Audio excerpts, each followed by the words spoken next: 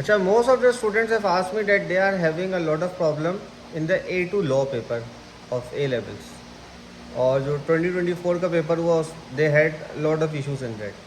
So let's have a look at some of the questions that appeared in the exam. For example, you must be aware that there are two components, 32, 42, 32 law of contract, 42 law of tort.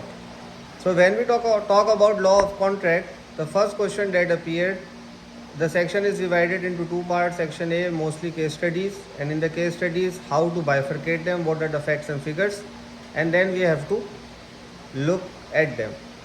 So today I will tell you how to bifurcate the case studies and how to apply the relevant case laws when it comes to that, and how to formulate an answer. So if we look at the question, the first question was about JEDA's employment and contract. So first thing, what you have to do some of the rough work in order to identify what is the main problem. So in the 5-10 minutes that you have initially, you will just go through this. Okay, so if I look at the facts of the case, so JEDA, aged 17, gains employment as an apprentice plumber with XY Plumbers with a contract that stipulates the payment and working hours. She also orders work clothes and tools for which the parents guarantee a loan. After 2 months, JEDA claims that she is not bound by the apprentice contract, does not have to pay the work clothes, and that the bank cannot demand repayment of the loan. तो पहली चीज़ क्या है?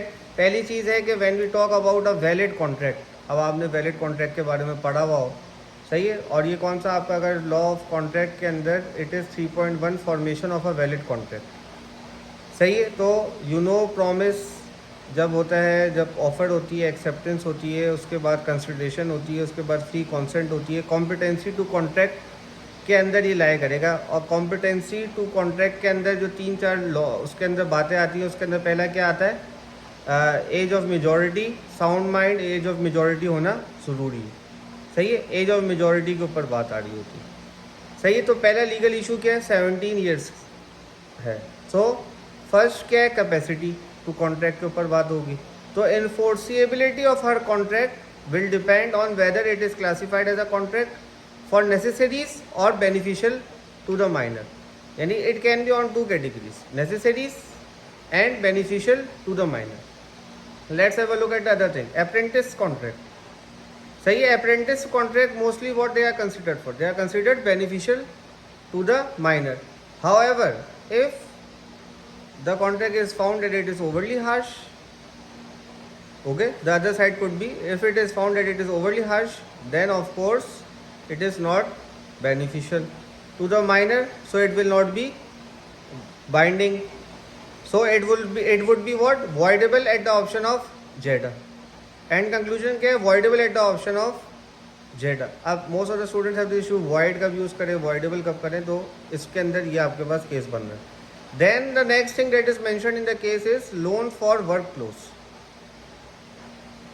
The two things that I mentioned for a minor, it should be beneficial, the other is necessities. So if the work clothes are necessary, okay, then and it is suitable for the life of the minor, and it also represents a time and the sale of delivery, if it is deemed necessary, so JEDA may be required to pay for them. Third आ गया parents guarantee. So the enforceability of the guarantee given by the JEDA's parent may be dependent on whether they were fully aware of the terms and conditions. So at the end जब आप सब पढ़ लोगे तो आपको conclusion उसके ऊपर देना पड़ेगा. कंक्लूजन के आपके हिसाब से इस केस के अंदर क्या चीज़ बनती है. So in conclusion it is likely that JEDA is bound by the apprentice contract and may be required to pay for the work clothes if they are deemed necessaries.